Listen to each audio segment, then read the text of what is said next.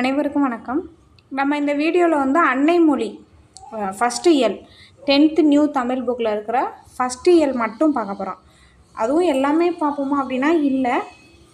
இப்போ இருக்கிற சிலபஸ்க்கு நம்ம என்ன படிக்கணும், புக்கில் இப்போ இருக்க ரொம்ப கம்மியாக தான் படிப்போம். இப்போ இருக்க சிலபஸ் படி பார்த்தோம் அப்படின்னா புக்கில் நிறையா ஸ்கிப் பண்ணிவிட்டு என்ன சிலபஸோ அது மட்டும்தான் பார்ப்போம். ஓகேவா? அது மாதிரி பார்க்கலாம். ஃபஸ்ட்டு அன்னை மொழி பாவலரேறு பெருஞ்சித்திரனார் சிலபஸில் இருக்காரா அப்படின்னா இருக்கார் இவர். ஓகேவா?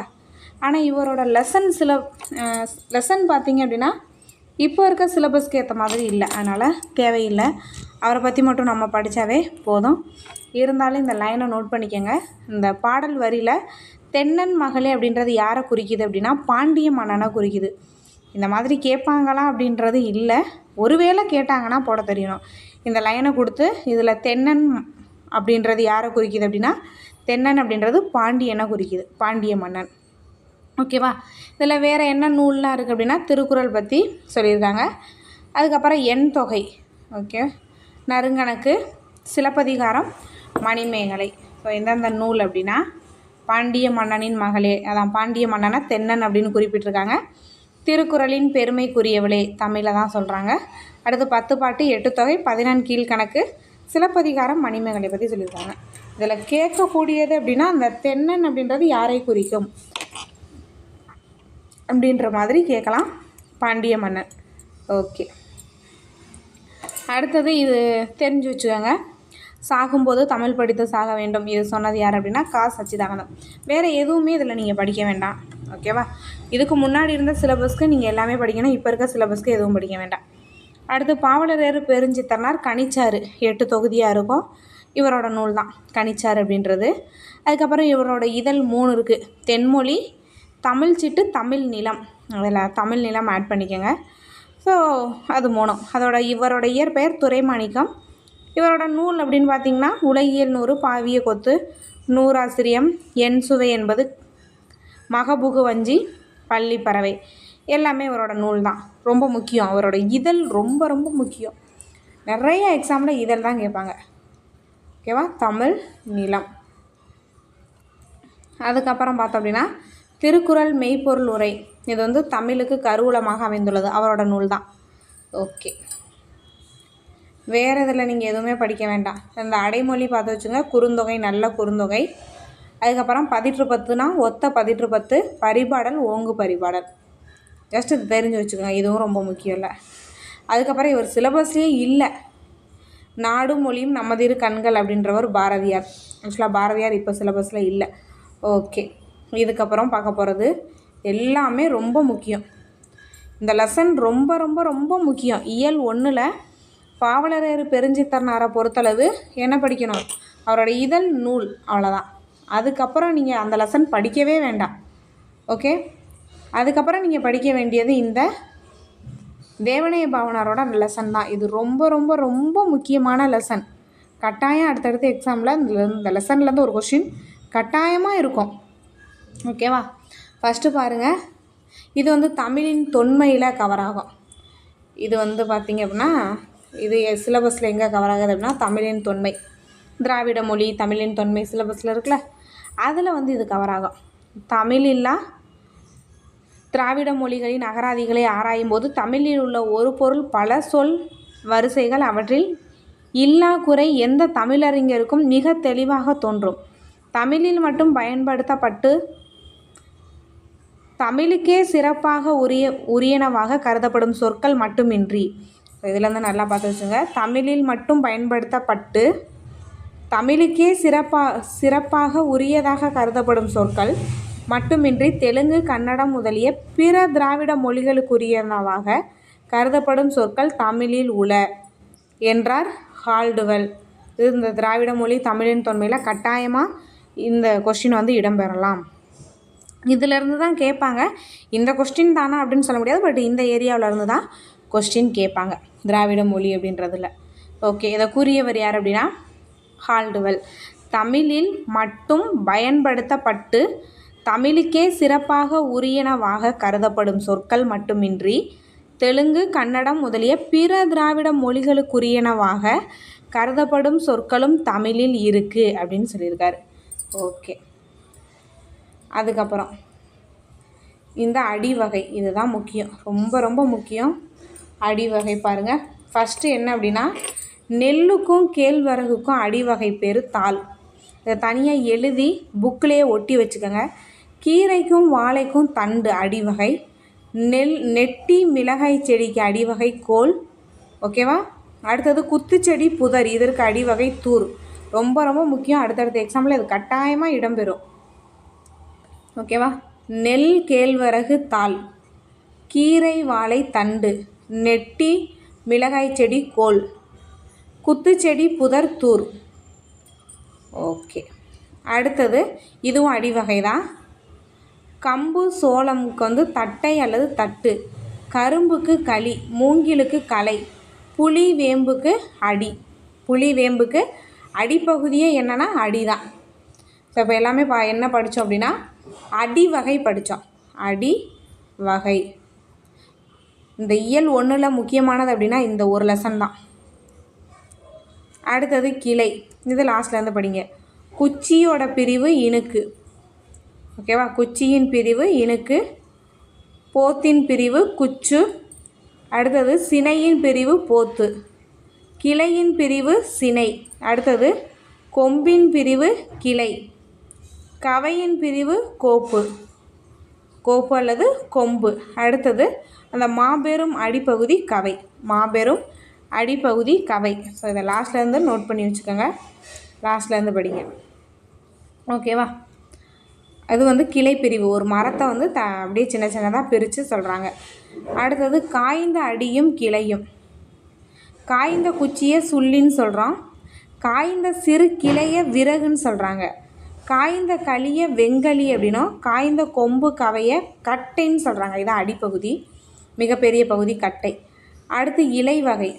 இலை வகை பார்த்தோம் அப்படின்னா புளி வேம்பு இலை தான், புளி இலை, வேம்பு இலை. அடுத்தது நெல்லும் புல்லும் தாள். ஓகேவா? நெல்லும் புல்லும் தாள். சோளமும் கரும்பும் தோகை, சோளமும் கரும்பும் தோகை. நெல் புல் தாள். ஓகேவா? சோளம் கரும்பு தோகை. அதுக்கப்புறம் தென்னையும் பனையும் ஓலை. இதை எழுதி வச்சுக்கோங்க, தென்னையும் பனையும் ஓலை. அதுக்கப்புறம் பார்த்தோம் அப்படின்னா காய்ந்த தாளும் தோகையும் சண்டு, காய்ந்த இலை சருகு. இந்த முக்கியமான ஒன்று புக் பேக் கொஸ்டினில் இருக்குது. காய்ந்த தாளும் தோகையும் சண்டு, காய்ந்த இலை சருகு, காய்ந்த இலை சருகு. அதுக்கப்புறம் பார்க்கலாம் கொழுந்து வகை கொடுத்துருக்காங்க. அதுக்கப்புறம் என்ன கொடுத்துருக்காங்க அப்படின்னா கொழுந்து வகை கொடுத்துருக்காங்க. ஃபஸ்ட்டு நெல் புல்லுகளோட கொழுந்து துளிர் அல்லது தளிர். ஸோ இது எங்கேயோ பார்த்த மாதிரி இருக்கும். ஓகேவா? குரூப் 4ல் கேட்ட கொஸ்டின் தான். நெல் புல் துளிர் தளிர். ஓகேவா? அடுத்தது பாருங்கள். அடுத்தது என்ன கொடுத்துருக்காங்க? புளி வேம்புக்கு முறி அல்லது கொழுந்துனே சொல்கிறாங்க. முறி அல்லது கொழுந்து புளி வேம்புக்கு. அதுக்கப்புறம் பார்த்தோம் அப்படின்னா சோளம் கரும்பு பனை தென்னை எல்லாத்துக்குமே அதோட கொழுந்து வகையான தான் குருத்து தான். கரும்பின் நுனிப்பகுதி கொழுந்தாடை தான். கரும்பின் நுனிப்பகுதி என்னது? கொழுந்தாடை. அடுத்தது பூவோட நிலை, தோற்ற நிலை அரும்பு. அதுக்கப்புறம் விரிந்த நிலை போது. அப்புறம் மலர்ந்த நிலை மலர் அல்லது அலர். கீழே விழுகிற அந்த நிலை வாடிய நிலை செம்மல். வாடிய நிலை என்ன அப்படின்னா செம்மல். ஸோ இதில் இந்த இளங்குமரனார் பற்றி இருக்குது. இது நீங்கள் படிக்க தேவையில்லை, ஏன்னா அந்த கேரக்டர் நமக்கு சிலபஸில் இல்லை. பட் பாவனார் இருக்கார், அவரை மட்டும் பார்த்துக்கலாம். தமிழாசிரியர், நூலாக்க பணிகளை விரும்பி செய்பவர், சொல்லாராய்ச்சியில் உச்சம் தொட்டவர், தேவனே பாவனார். நான் ஏன் இதை சொல்கிறேன் அப்படின்னா இப்போ சமீபத்தில் நடந்த குரூப் 4ல் ஒரு கொஸ்டின் டிகேசி பற்றி கேட்டிருந்தாங்க. திறன் ஆய்வாளரா, பேராசிரியரா, வழக்கறிஞரா அப்படின்னு சொல்லி எது தவறு சரி அப்படின்ற மாதிரி கேட்குறாங்க. நீங்கள் நோட் பண்ணிக்கோங்க. தேவனைய பாவனார் தமிழாசிரியர், நூலாக்க பணிகளை விரும்பி செய்தவர், சொல்ல ஆராய்ச்சியில் உச்சம் தொட்டவர். ஓகேவா? போதும், இல்லாததெல்லாம் படிக்க வேண்டாம், ஏன்னா இருக்கிறதே இந்த லெசனில் படிக்க முடியாது, நிறையா இருக்கும். பூவோடு கூடிய இளம் பிஞ்சுக்கு பூம்பிஞ்சு. இளம் காய் வந்து பிஞ்சு.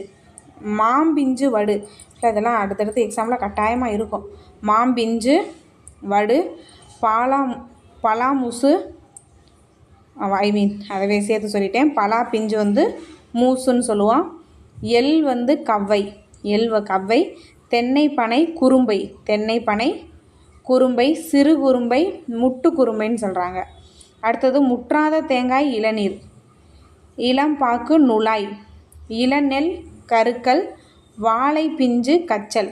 இதெல்லாம் கட்டாயமாக தனியாக ஒரு பேப்பரில் எடுத்து எழுதினா மட்டும்தான் உங்களுக்கு ஞாபகம் இருக்கும். இதிலெல்லாம் அடுத்து கண்டிப்பாக கொஸ்டின் இருக்கும் இந்த பிஞ்சு வகையில். அடுத்தது குலை. அவரை துவரை கொத்து. அவரை துவரை கொத்து. அடுத்து கொடி முந்திரி குலை. வாழை தாறு. கேழ்வரகும் சோளமும் கதிர். ஓகேவா? அதுக்கப்புறம் பார்த்திங்கன்னா நெல் திணை. அதை வந்து அழகு குரல்னு சொல்கிறாங்க. இதெல்லாம் கொஞ்சம் வித்தியாசமாக இருக்குது. அழகு குரல். அடுத்தது வாழை தாற்றின் பகுதி சீப்பு. அடுத்து கெட்டுப்போன காய் இருக்கலாம் அடுத்த எக்ஸாமில், இதையும் கேட்கலாம். இதில் இருக்க எல்லாமே முக்கியம். இந்த குரூப் 4 கேட்டாங்க அப்படின்னா அடுத்தடுத்து குரூப் 4 தான் நமக்கு மாடல் கொஸ்டின் பேப்பரே. ஓகேவா?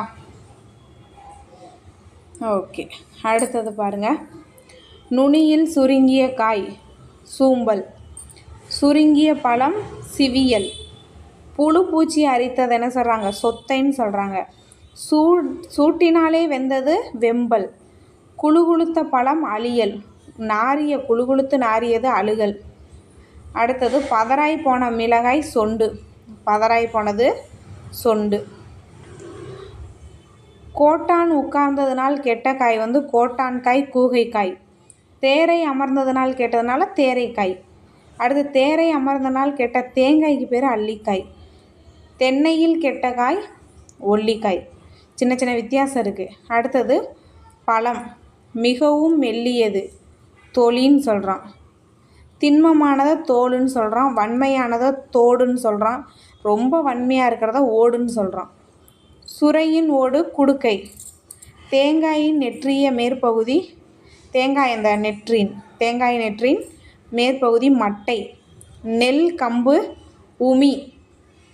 ஓகேவா? அடுத்தது வரகு கேழ்வரகு கொம்பை. மணிவகை புல் நெல் கம்பு இதெல்லாமே கூலம். அவரை உளுந்து பயர். வேர்க்கடலை கடலை. வேர்க்கடலை கொண்டக்கடலை எல்லாமே கடலை தான். கத்தரி மிளகாய் விதை. புளி. அடுத்தது காஞ்சிரை நஞ்சு மரம். அது என்ன சொல்கிறாங்கன்னா கால் அப்படின்னு சொல்கிறாங்க. அதோட என்ன சொல்கிறாங்க? கால் அப்படின்னு சொல்கிறாங்க. காஞ்சிரை. ஓகேவா? அடுத்தது வேம்பு ஆமணக்கு முத்து. இது தெரியும். பனை பனை கொட்டை. இதுவும் நமக்கு தெரியும். தென்னை வித்து தேங்காய். அவரை துவரை முதிரை. அவரை துவரை என்ன சொல்கிறாங்க? முதிரைன்னு சொல்கிறாங்க. ஓகேவா? இதெல்லாம் மணி வகை. அடுத்தது இதோட அவ்வளோதான் நினைக்கிறேன். கத்திரி நாற்று நெல் நாற்று ரெண்டுமே நாற்றுன்னு சொல்லுவோம். அடுத்தது நாற்றுன்னு சொல்கிறோம்ல அதான். மா புளி வாழை இதெல்லாம் கன்று. அடுத்தது வேறு என்ன இருக்குது? வாழையோட இளநிலை குருத்து. தென்னை வந்து தென்னம்பிள்ளை. வாழை வந்து குருத்து அல்லது வாழை கன்றுன்னு சொல்லலாம். பெரிய தப்பு இல்லை. அடுத்தது விழாவின் இளநிலை குட்டி. பனையின் இளநிலை மடலி வடலி. நெல் சோளம் பைங்குல். ஸோ அந்த படம் பார்த்து படிச்சுக்கோங்க, அது கொஞ்சம் மறக்காது. இது வந்து கத்தரி நாற்று. ஓகேவா? கத்தரி நாற்று. அடுத்து நெல்லும் நாற்று தான். நெல் நாற்று. இங்கே சோளம் பைங்குல். நெல்லும் பைங்குல் தான். ஓகேவா? அடுத்து இந்த வடலி மடலினா பனை மரம். அது இளம் வயதில் மடலி. இங்கே தென்னம்பிள்ளை. தென்னை பிள்ளை. இங்கே என்ன இருக்குது? வாழைக்கும் கன்று தான், மாக்கும் கன்று தான், புளியும் கன்று தான். மூணுக்குமே கன்று தான். ஸோ படம் பார்த்து படிக்கும்போது இன்னும் கொஞ்சம் நல்லா ஞாபகம் இருக்கும். ஓகே. லீஃப் அப்படின்னா இலை. லீஃப்னா என்னது? இலை. கலைச்சொல் எங்கெங்கே இருக்கோ நல்லா பார்த்து வச்சுக்கோங்க. அவ்வளோதான் லெசன். அடுத்து தேவநேய பாவனார். இவரை பற்றி பார்க்கணும் அப்படின்னா இயற்பெயர் அடைமொழி மொழி ஞாயிறு, சொல்லாராய்ச்சி கட்டுரை அப்படின்ற நூலில் தமிழ் சொல்வளம் அப்படின்ற ஒரு லெசனை கொடுத்துருக்காங்க. ஓகேவா. வேறு என்ன அப்படின்னா இலக்கண கட்டுரை, மொழி ஆராய்ச்சி கட்டுரை எழுதியவர், தமிழ் சொல்லாராய்ச்சியில் உச்சம் தொட்டவர், செந்தமிழ் சொற்பிறப்பியல் அகரமுதலி திட்ட இயக்குனராக பணியாற்றியவர், முக்கியமான ஒன்று. உலகத்தமிழ் கழகத்தை நிறுவியவர், அதை விட முக்கியமான ஒன்று. சமீபத்தில் கேட்டிருந்தாங்கன்னு நினைக்கிறேன். செந்தமிழ் சொற்பிறப்பியல் அகரமுதலி திட்ட இயக்குனராக பணியாற்றியவர், உலக தமிழ் கழகத்தை நிறுவி தலைவராக இருந்தவர். போதும். அடுத்தது பார்த்தோம் அப்படின்னா இது கொஞ்சம் முக்கியம். இந்த சொல் பொருள் அப்படின்றது எங்கே இருந்தாலும் படிங்க. சொல் பொருள்ன்றது பழைய புக்கில் இருந்தாலும் படிங்க, புது புக்கில் இருந்தாலும் படிங்க. ஏன்னா இப்போ நியூ சிலபஸில் 2 இடத்துல சொல் பொருள் இருக்குது. தரிசு அப்படின்றது, தரிசுனா என்னது, பயிர் செய்யாமல் இருக்கிற நிலத்துக்கு பேர் தான் தரிசு. சிவல் அப்படின்னா சிவந்த நிலம் அல்லது செந்நிலம். சிவந்த நிலம், சிவந்த நிலம் அல்லது செந்நிலம். அடுத்தது கரிசல்னால் தெரியும், அந்த மண், கரிய நிறமுடைய மண். முரம்பு அப்படின்றது என்ன அப்படின்னா மேட்டு நிலம், மேட்டு நிலம். அதே மாதிரி சுவல் அப்படின்னாலும் மேட்டு நிலம் தான், சுவல்னாலும் மேட்டு நிலம். அவல்னால் நமக்கு தெரியும் பள்ளமானது, பள்ளமான நிலம், பள்ளம். புறம்போக்கு அப்படின்னா குடியிருக்காத பகுதி, அதான் குடிமக்கள் இல்லாத வாழாத பகுதி தான் புறம்போக்கு, குடிமக்கள் வாழாத பகுதி. சொல் பொருளை நல்லா படிங்க. அடுத்தது சொல்லுதல் அப்படின்னு, ஒரு பொருள் தரும் பல சொற்கள், முக்கியமான ஒன்று. சிலபஸில் அந்த லைன் அப்படியே இருக்கும், ஒரு பொருள் தரும் பல சொற்கள்னு சிலபஸ்லேயே இருக்குது. சொல்லுதல் அப்படின்றதுக்கு பேசுதல், விளம்புதல், செப்புதல், உரைத்தல், கூறல், இயம்பல், மொழிதல் சிலபஸில் இருக்கிற ஒரு லைன் இது. ஓகேவா. அடுத்தது இரட்டுறமுறுதல். இந்த கேரக்டர்லாம் இல்லை, இதை நீங்கள் படிக்கவும் வேண்டாம். சொல் பொருள் எங்கே பார்த்தாலும் படிங்க. ஓகேவா. சொல் பொருளை எந்த இடத்துல பார்த்தாலும் படிங்க. ஒரு பழமொழி கூட இருக்கும், நாயை கண்டா கள்ளக்கான, அந்த பழமொழி மாதிரி சொல் பொருள் எங்கே இருந்தாலும் நம்ம என்ன பண்ணிடணும், எடுத்து படிச்சிடணும்.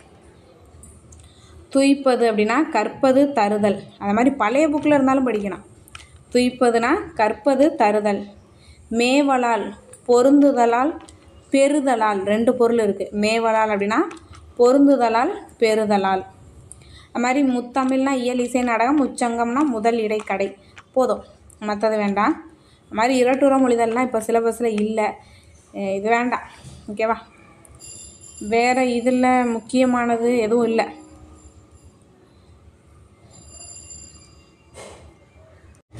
அதுக்கப்புறம் பார்த்தோம் அப்படின்னா இங்கே ஒரு கேரக்டர் இருக்கார், இப்போ சிலபஸில் நியூவாக இருக்கார், கீவா ஜெகநாதர். ஓகேவா. இவரை பற்றி பார்க்கலாம் அப்படின்னா ஒரு சிலேடை சொல்லியிருப்பார், சிலேடை சொல்வதில் ரொம்ப சிறந்தவர். என்ன சிலேடை அப்படின்னா கடடே காலையிலேயே மாலை வந்து விட்டது அப்படின்னு சொல்லியிருப்பார். ஆக்சுவலாக இந்த மாலைன்றது அவர் கழுத்தில் போடுற மாலையை சொல்லுவார், பட் சிலேடையோடு என்ன சொல்லியிருப்பார் அப்படின்னா காலையிலேயே மாலை வந்து விட்டது, ஈவினிங், 2மே குறிக்கும்ல, அதை சொல்லியிருப்பார். அடுத்த லெசன் பார்த்தோம் அப்படின்னா உரைநடையின் அணிகலன், எழில் முதல்வன். இதெல்லாம் நீங்கள் படிக்கவே வேண்டாம், அப்படியே ஸ்கிப் பண்ணிவிடுங்க. பட் இதில் பார்த்தீங்க அப்படின்னா இந்த கலைச்சொல் பார்த்து வச்சுக்கோங்க. தகவல், விவரங்கள், டேட்டா. ஓகேவா. அதுக்கப்புறம் என்ன இருக்குது, அனாலஜி, இணை ஒப்பு. அனாலஜி, இணை ஒப்பு. இப்போ நீங்கள் நினைக்கலாம் எங்கள் புக்கில் இருந்தால் அவங்க கலைச்சொல் கேட்குறாங்க அப்படின்னு. ஒருவேளை நம்ம நேரத்துக்கு கேட்டாங்க அப்படின்னா நமக்கு தெரியணும்ல. அதுக்கப்புறம் பேரடாக்ஸ், முரண்படு, மெய்யின்மை. கொஞ்சம் தமிழ் சொல்ல நல்லா பார்த்து வச்சுக்கோங்க. ஓகேவா. அடுத்தது ஆக்சிமோரன், சொல்முரண். ஆன்டிதெசிஸ், எதிரிணை இசைவு, எதிரிணை இசைவு. அடுத்தது கிளைமேக்ஸ், உச்சநிலை. தமிழ் சொல் தான் கொஞ்சம் கஷ்டமாக இருக்கும், வித்தியாசமாகவும் இருக்கும். அடுத்தது இந்த புதிய உரைநடைன்ற நூலுக்கு சாகித்ய அகாடமி வாங்கியவர் யார் அப்படின்னா எழில் முதல்வன் மா ராமலிங்கம். ஜஸ்ட் இதை தெரிஞ்சு வச்சுக்கோங்க. அடுத்தது இது தமிழின் தொன்மையில் இந்த பாடல் வரி ஒருவேளை கேட்கலாம். வாழையும் கமுகும் தாழ்குலை தெங்கும் மாவும் பலாவும் சூழெடுத்து ஓங்கிய தென்னவன் சிறுமலை திகழ்ந்து தோன்றும். சிலப்பதிகாரத்தில் இருக்குது. ஓகேவா, திண்டுக்கல் டிஸ்ட்ரிக்டில் இருக்க ஒரு பகுதி. அடுத்தது உள்ளங்கை நெல்லிக்கனி போல அப்படின்றது வெளிப்படைத்தன்மையை குறிக்கும். இதில் வந்து போல உவமை வந்து இடம்பெற்றுள்ளது. அடுத்தது பாருங்கள், அந்த எழுத்தும் சொல்லும் சிலபஸில் இருக்கே தவிர எழுத்தில் நீங்கள் படிக்க வேண்டியது வேறு, சொல்லுலேயும் நீங்கள் படிக்க வேண்டியது வேறு. உங்களுக்கு சிலபஸ் பார்த்திங்கன்னா தெரியும். சிலபஸில் என்ன இருக்கும் அப்படின்னா, எழுத்தில் வந்து பிரித்தெழுதுக, சேர்த்தெழுதுக, சந்திப்பிழை, குறில் நெடில் அந்த வேறுபாடு, லகரம், மயங்கொலி பிழை, சுற்றெழுத்து, வினா எழுத்து, இதுதான் இருக்குது. அதே மாதிரி சொல்லுலேயும் வேர்ச்சொல், வினையால் அணையும் பெயர், வினைமுற்று அதுதான் இருக்கே தவிர இது உங்களுக்கு இல்லை. ஓகேவா, அதனால் நீங்கள் ஒன் டைம் ரீட் பண்ணி வேணால் வச்சுக்கோங்களே தவிர இது உங்களுக்கு சிலபஸ் இல்லை. ஓகேவா, சிலபஸ் வந்து இல்லை. இதில் சிலபஸ் எதுனா இதுதான் சிலபஸ். வினையால் அணையும் பெயர் சிலபஸில் இருக்குது. ஓகேவா, சொல்லில் வினையால் அணையும் பெயர், வினைமுற்று, அதேமாதிரி தொழில் பெயர் இல்லை. தொழில் பெயர்லாம் தூக்கிட்டாங்க. எதிர்ச்சொல், வினைச்சொல், எழுத்துப்பிழை, ஒற்றுப்பிழை அப்படின்னு சொல்லில் வச்சுட்டாங்க. வினைமுற்று, வினையச்சம், வினையால் அணையும் பெயர் இருக்குது. அதில் வினையால் அணையும் பெயர் முக்கியம். ஒரு வினைமுற்று பெயரின் தன்மையை அடைந்து வேற்றுமை உருபு, பெயரின் தன்மை அடையுதுன்னா பெயர் சொல், பெயரின் தன்மையை அடைந்து, ஆனால் என்னது ஒரு வினைமுற்று, வினைமுற்று பெயரின் தன்மையை அடைந்து வேற்றுமை உருபுனா ஐயால் கூ இன்னது கண், அதை ஏற்றும் ஏற்காமலும் வரலாம். வேறொரு பயனிலைனா வினைச்சொல். ஓகேவா, வேறொரு பயனிலையை கொண்டு முடிவது வினையால் அணையும் பெயர். அது தன்மை, முன்னிலை, படர்க்கை 3 இடத்துலையும் வரும், 3 காலத்துலேயும் வரும். தன்மை, முன்னிலை, படர்க்கை 3 இடத்துலையும் வரும், 3 காலத்துலேயும் வரும். வந்தவர், அவர்தான், பொறுத்தார், பூமி ஆழ்வார், ரெண்டுமே வந்து வினையால் அணையும் பெயர் தான். வினையால் அணையும் பெயர் வந்து தொழிலை செய்யும் கர்த்தாவை குறிக்கும், காலம் காட்டும், மூவிடத்திற்கும் உரியது, பாடியவள், படித்தவர். ஓகேவா, வேறு இதில் என்ன முக்கியம் அப்படின்னா,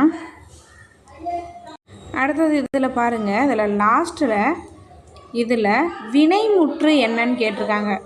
இதில் எது வினைமுற்று, எது வினைமுற்றுன்னு சொல்கிறேன்.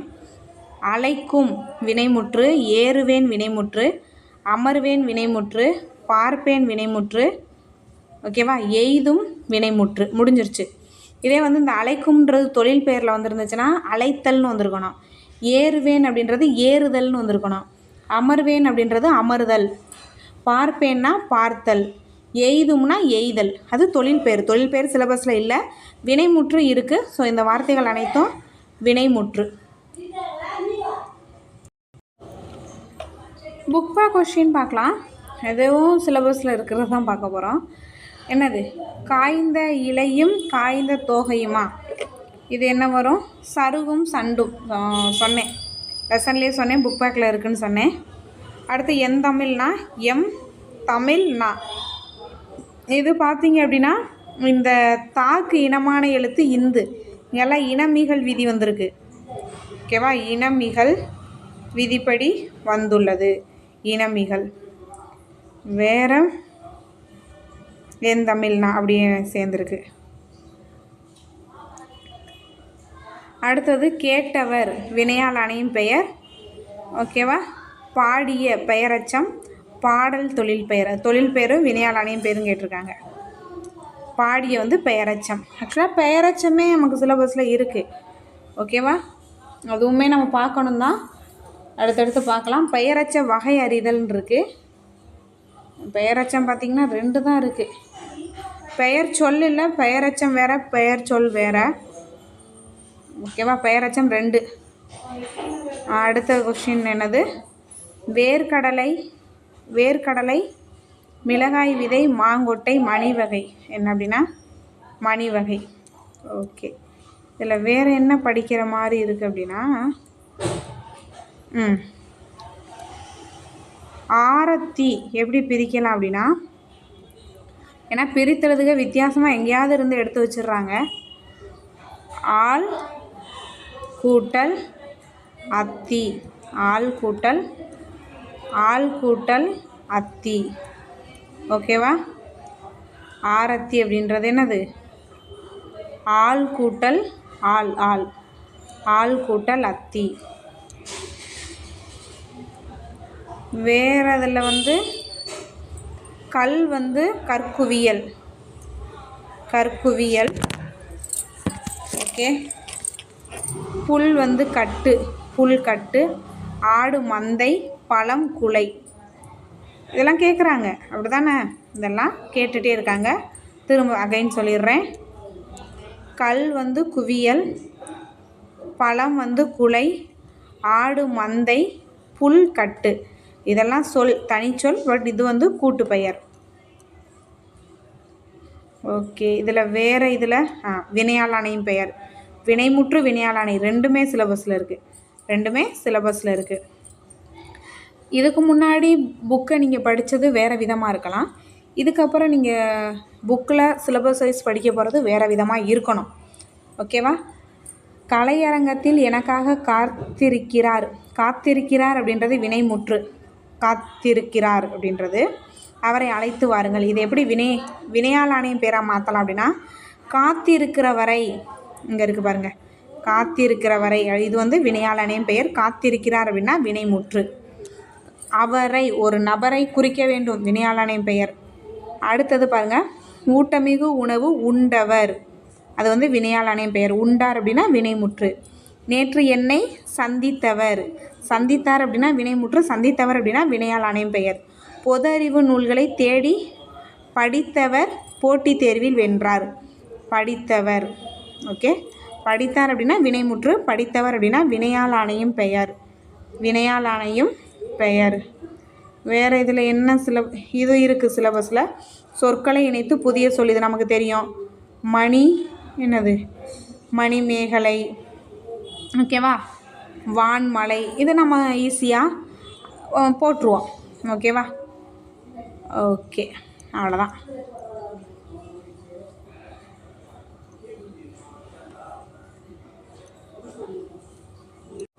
நம்ம நெக்ஸ்ட்டு வீடியோவில் வந்து இயல் 2 வந்து பார்க்கலாம். ஓகேவா? ரொம்ப சிம்பிள், அப்படி தானே? ரொம்ப கம்மியானது, லிமிட்டாக தான் படித்தோம். என்னென்ன படிக்கணும் அப்படின்றது தெரியணும். சிலபஸ் தெரியணும், முக்கியமாக சிலபஸ் தெரியணும். சிலபஸ் பக்கத்துலேயே வச்சுக்கோங்க. என்ன படிக்கணும்? இப்போ சொல் அப்படின்றதுனால எல்லா சொல்லையும் படிச்சிடக்கூடாது. எழுத்து அப்படின்றதுனால சார்பு எழுத்து எல்லாத்தையும் படிச்சிடக்கூடாது. குற்றியல் உகரத்தை படிச்சிடக்கூடாது. குற்றியல் இகரம் ஐகார குறுக்கம்னு அப்படி அந்த லைனில் போயிடக்கூடாது. சொல்லில் என்ன கேட்டிருக்காங்க, எழுத்தில் என்ன சிலபஸில் இருக்குது, சிலபஸில் என்ன இருக்குது இந்த அப்படின்ற மாதிரி தான் நம்ம படித்து ஆன்சர் பண்ணணும். ஓகே. அடுத்து இயல் 2 வந்து பார்க்கலாம்.